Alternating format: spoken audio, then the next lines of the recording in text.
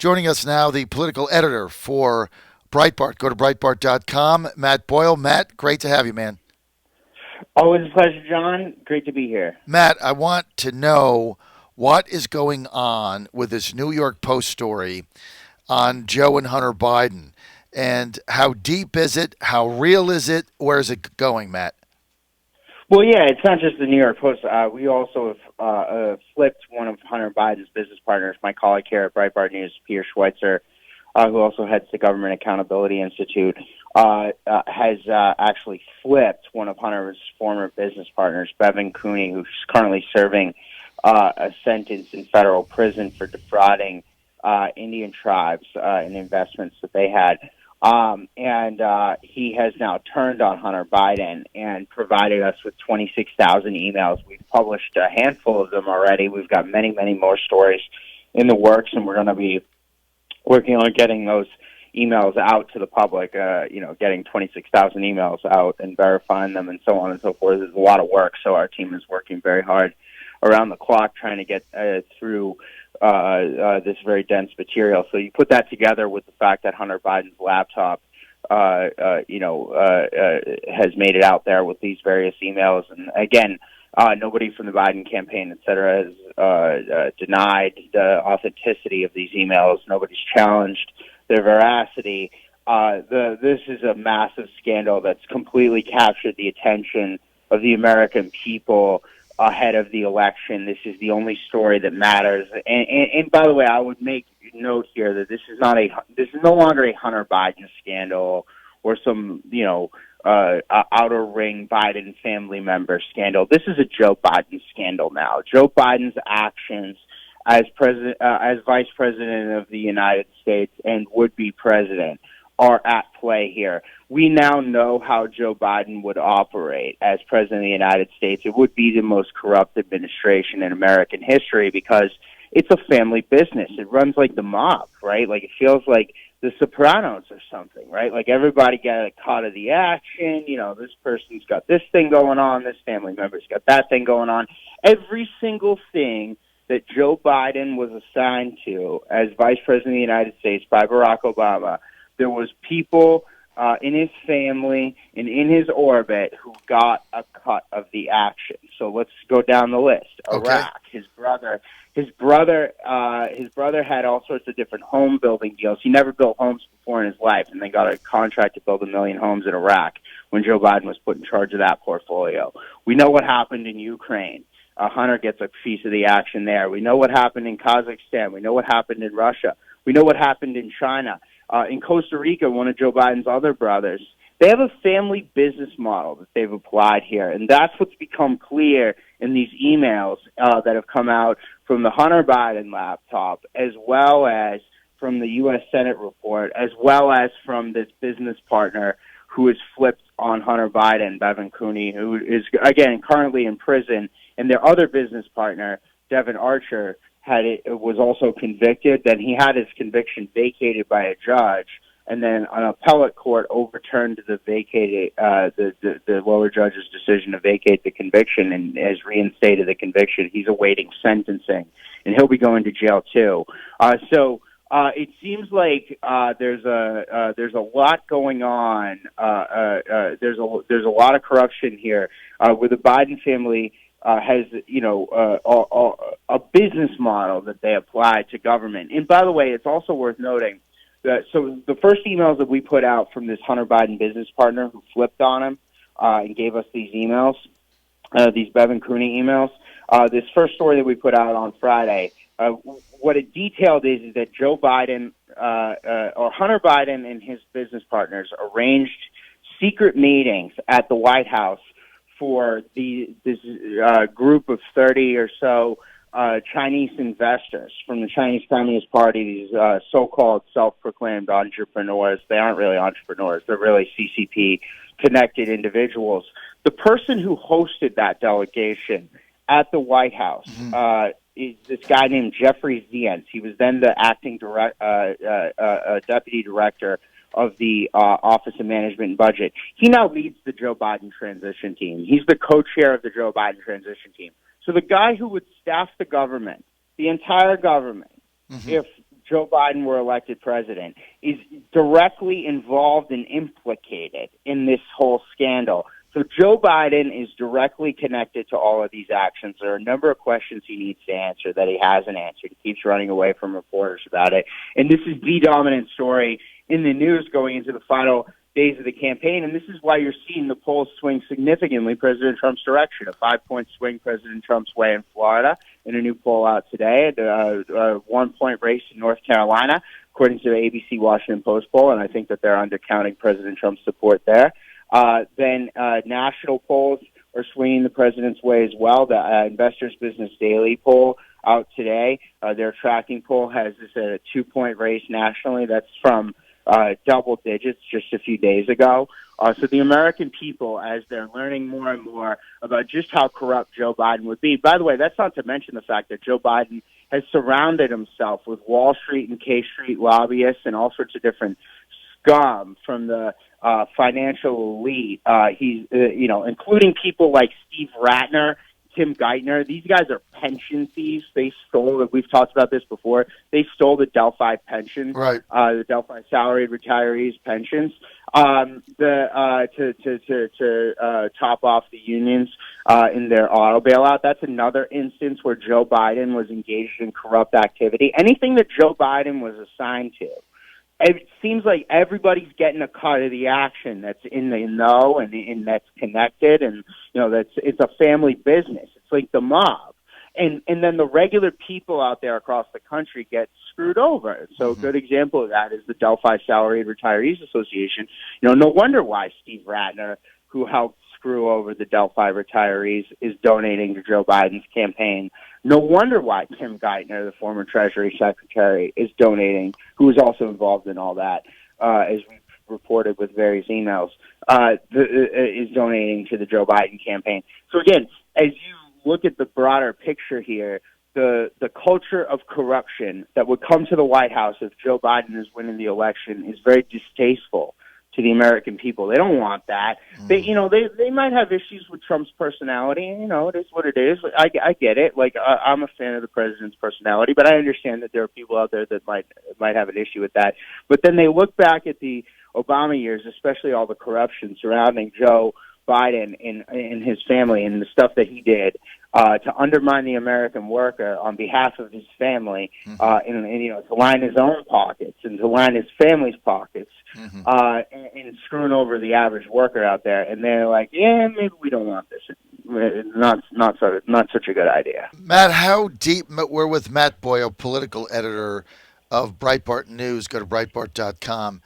Matt, is the story going to get out of the corral, out of the pen?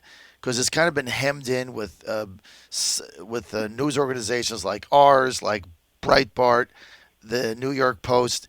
Is a major network or a Wall Street Journal going to pop this? Well, the Wall Street Journal confirmed yesterday. So President Trump was talking about how the Wall Street Journal is working on investigations into the Biden family corruption. And the Wall Street Journal, one of their lead political reporters, actually confirmed that and said that it's not just one piece, it's multiple important pieces that they are working on in the publication process. So hopefully we'll be seeing that soon from the Wall Street Journal. But I would just add that the big tech companies deciding to try to censor this, Facebook and Twitter, trying to shut down sharing of the New York Post story and other outlets that were covering this, including us, as well as several others. What they've done, in effect, is create one of the biggest Streisand effects in history. By trying to hide people from seeing the very real, documented, proven corruption surrounding the Democrat nominee for president of the United States, Joe Biden, and the actions that he took, that not some distant family member, not somebody that's in his orbit, it's actions that he took as vice president of the United States and as a candidate for president of the United States. The big tech companies trying to hide this information from the American people has made the American people all the more interested in the story. It is the dominant story. So what you're saying, what you're saying, Matt Boyle with us. Matt is the political editor for Breitbart News. Go to Breitbart.com. Longstanding friend of the John Fredericks Show, FOJ, friend of John. Matt, so what you're saying is the fact that big tech censored this story out of the New York Post and took people's Twitter and Facebook accounts down if they tried to post it or link the story. You're saying that backfired. It hugely backfired. In fact, we saw a study from MIT released yesterday that showed that Twitter's actions in particular actually doubled the level of interest in the story on that platform. And I think that what this shows is that despite the best efforts of these corrupt big tech companies, of these corrupt establishment media institutions like the New York Times, like the CNNs and MSNBCs of the world, and so on and so forth, it's much broader than just those individual outlets called out there. But despite the best efforts of these people to try to keep the truth from the American public are very smart people. The voters, I have enormous faith in the voters. I think that they are curious people. The American people are very curious people. They want to know what they're voting for and who they're voting for, and they want to know what they can about these people. And when there's stuff like this that starts coming out, they will seek it out and they will learn. And that's why you're seeing the polls and the early vote numbers look very strong for President Trump here in the final 2 weeks. Look, we're 2 weeks to Election Day today, I think, right? Today. So we're 2 weeks to Election Day, and President Trump is closing even stronger than he did in 2016. Exactly, and there's still 2 weeks to go. You know what? You're spot on, Matt. You know, we were both there in 2016, and he started closing in the final week. Now we're 2 weeks out. He's surging. And, boy, you look at some of these numbers that are coming out today, and we know which are the fake ones and which aren't. But the poll that you pointed out earlier is a telltale sign, and that's the TIP poll in Investors Business Daily, IBD, I mean. That was one of the most accurate polls in 2016. And when they first did the tracking 2 weeks ago, Trump was down by 12. Now, poll comes out today, he's down by 2.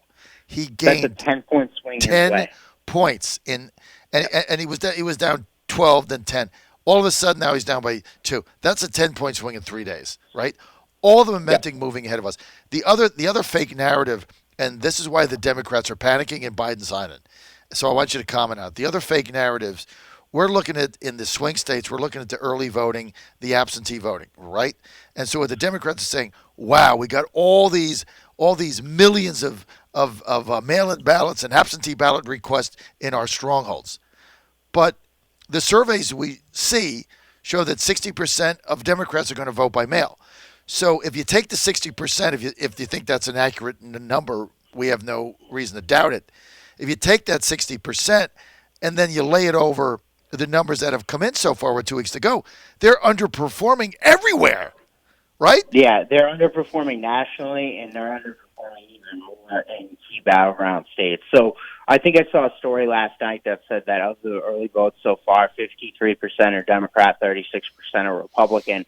If the Democrats are doing that low in the early vote, look, Republicans tend to vote on Election Day. So if the Democrats are doing that low nationally, they're in big trouble. They need to be up at over 60, probably closer to 70% of the early vote numbers nationally to really be in a strong position. And I think this is why Joe Biden's trying to hide.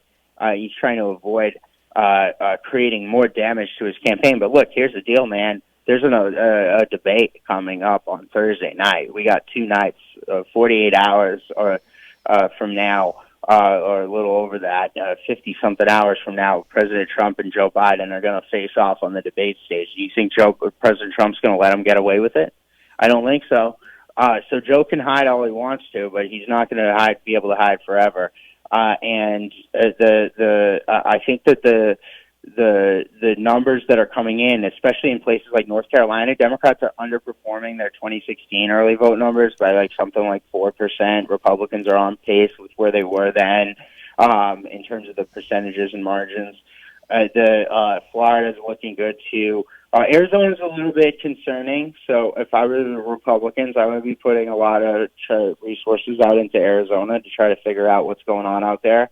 But otherwise, very strong for Republicans across the country and for President Trump in the early vote numbers, and not so good for the Democrats. That's really the story. Something's going on with my computer here, Matt. Let me turn this off if I may. Look, you're absolutely spot on. They're underperforming. They're trying to hide that information so they can continue to create a fake narrative.